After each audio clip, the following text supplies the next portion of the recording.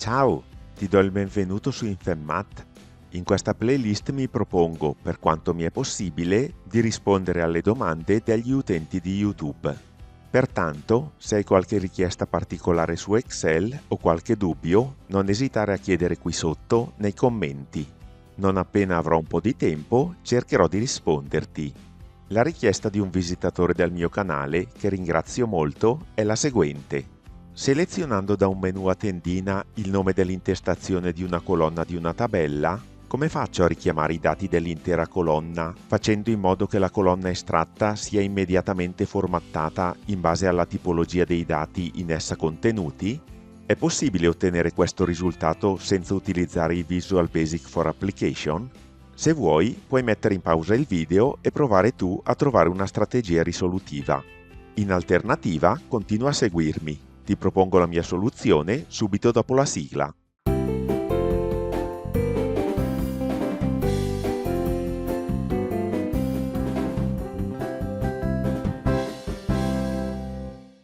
Com'è andata? Fammelo sapere nei commenti. In questo esercizio ho preparato una tabella con 4 colonne. La prima con formato data, la seconda con formato generale, la terza con formato contabilità e la quarta con formato percentuale a 0 cifre decimali. Ho poi rinominato la tabella TBL formato celle. In cella F1 ho inserito una convalida dati con un menu a tendina che mi permette di selezionare il nome di una colonna e di estrarne i dati, che però, come puoi notare, non sono formattati e il problema maggiore si riscontra con le date, che sono numeri seriali insignificanti. Vorremmo dunque evitare di dover formattare manualmente ogni volta la colonna di colore verde. Il risultato che vorremmo ottenere è il seguente. Per quanto riguarda l'estrazione della colonna selezionata, ora che è stata introdotta la nuova funzione scegli.call, in cella F2 è preferibile inserire questa formula, che ci evita di dover creare gli intervalli denominati nel foglio di lavoro per poi utilizzare la funzione indiretto. Ti descrivo brevemente la formula. Ho utilizzato la funzione scegli.call e come primo argomento, la matrice, ho selezionato la tabella TBL formato celle cliccando qui in alto a sinistra quando il puntatore assume questa forma. Per quanto riguarda invece la scelta della colonna, ho utilizzato la funzione confronta.x e ho cercato come valore il contenuto della cella F1, che ora è la scritta data. E come matrice di ricerca ho selezionato le intestazioni della tabella TBL formato celle. La funzione confronta x determina il numero della colonna corrispondente alla scritta data, che in questo caso è la prima, e la funzione scegli.call estrae la prima colonna della tabella formato celle. Premendo invio viene estratta la colonna data, che però è sformattata. Proviamo ora a rispondere al quesito iniziale, cioè vediamo come ottenere una formattazione automatica dei dati estratti in base alla colonna scelta senza utilizzare il Visual Basic for Application. Per raggiungere il nostro obiettivo utilizzeremo la formattazione condizionale con formula e nella formula utilizzeremo 3 funzioni nidificate. La funzione confronta.x, che ti ho spiegato in un tutorial precedente, e le funzioni cella e scarto. Presto preparerò 2 tutorial approfonditi anche su queste funzioni. In questo video però ti mostrerò solamente il loro utilizzo in relazione a questa situazione particolare. Non c'è nulla di difficile, non preoccuparti. Iniziamo dalla funzione cella, una funzione sottovalutata di Excel ma molto utile. Ti mostro come utilizzarla qui in una cella qualsiasi del foglio di lavoro. Digito uguale, cella, seleziono la funzione cella e come primo argomento possiamo scegliere fra 12 opzioni. Per il nostro scopo utilizzeremo l'opzione formato. Doppio clic.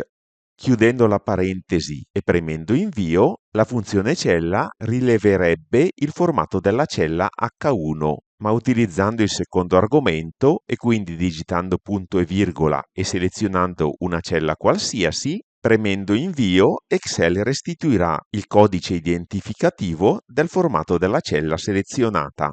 La cella A2 ha il formato D1, che corrisponde al formato data. Proviamo a vedere i codici degli altri formati. Selezioniamo ad esempio la cella B2, Invio, e come puoi notare il formato generale ha il codice identificativo G.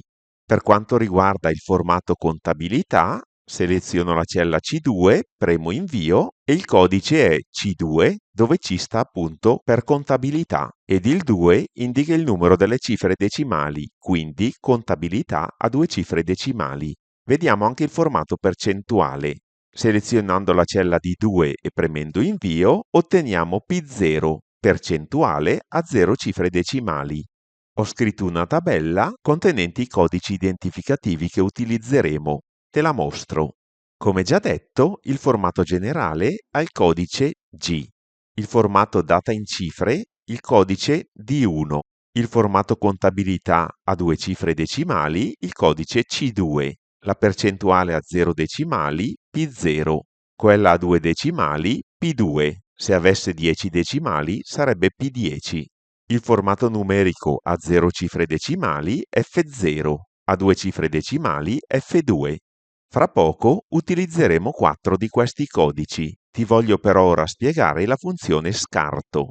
Utilizzare la funzione scarto è un po' come giocare a battaglia navale. Noi utilizzeremo solo i suoi primi 3 argomenti, quelli obbligatori. Inserisco ora la funzione scarto uguale scarto, seleziono la funzione che mi interessa e come primo argomento, l'argomento riferimento, seleziono la cella di partenza, la cella A1, che è quella più in alto a sinistra della tabella. Digito punto e virgola e passo al secondo argomento.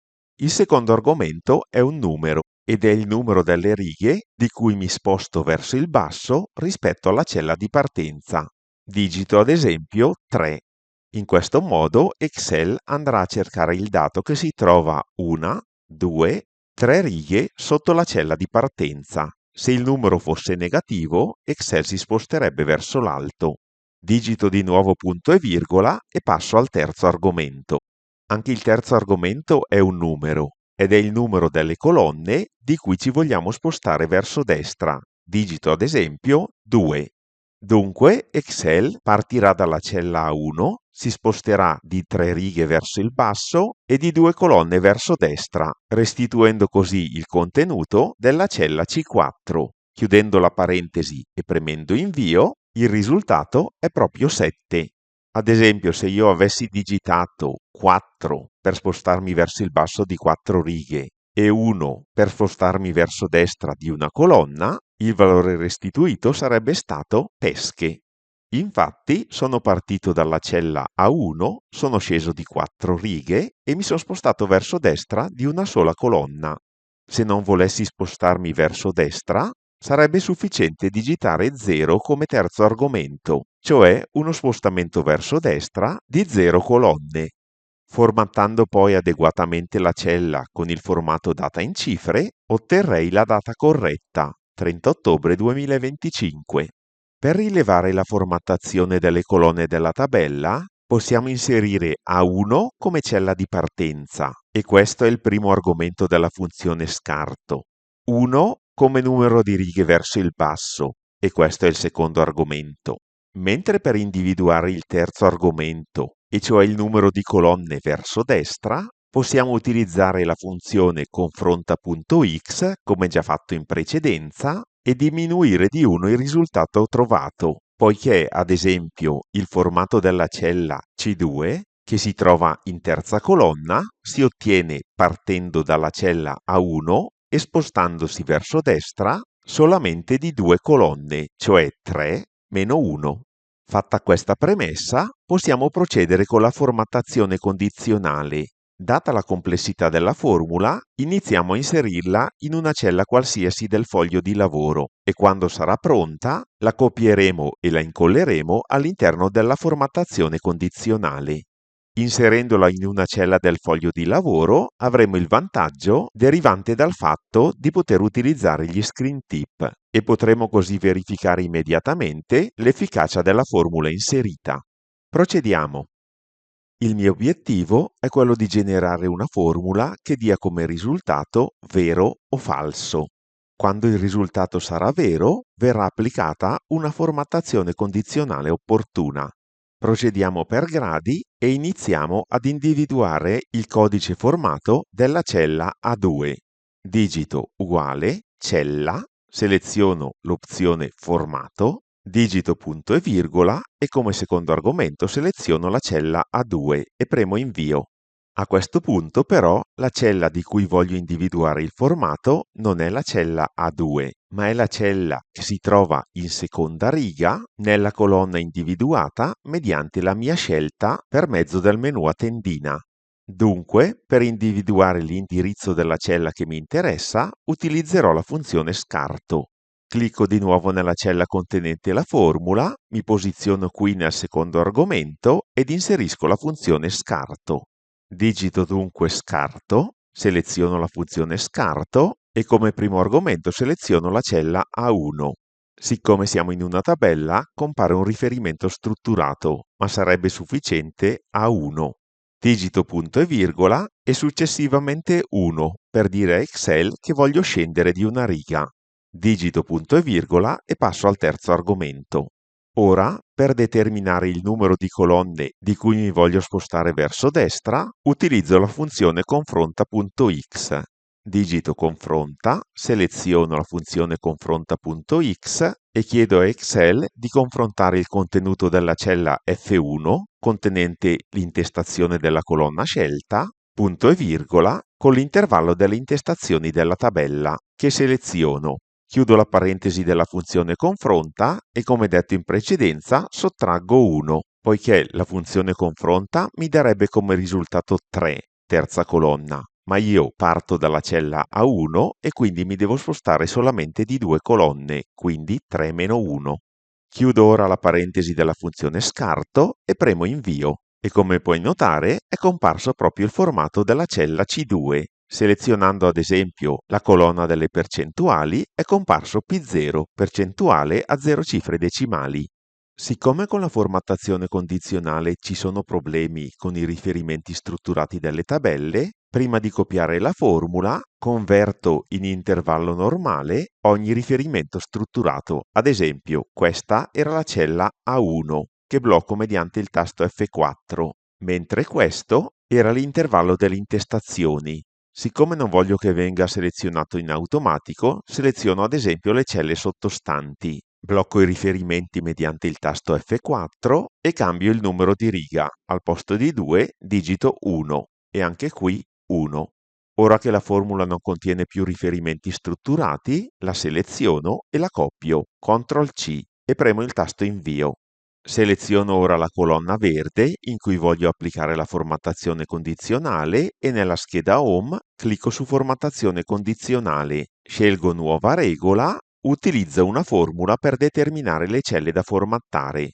In questo campo di inserimento incollo la formula appena copiata, che attualmente mi fornisce il risultato P0, digito uguale e se il risultato è uguale a, aperte le virgolette, P0, chiuse le virgolette, e quindi quando questa formula restituisce vero, applico un formato percentuale a 0 cifre decimali, confermo con OK e ancora con OK, e come puoi notare ottengo il risultato desiderato.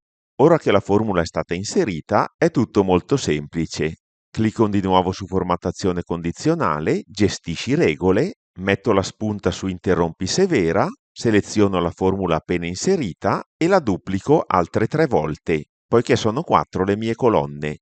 A questo punto modifico una ad una le formule della formattazione condizionale.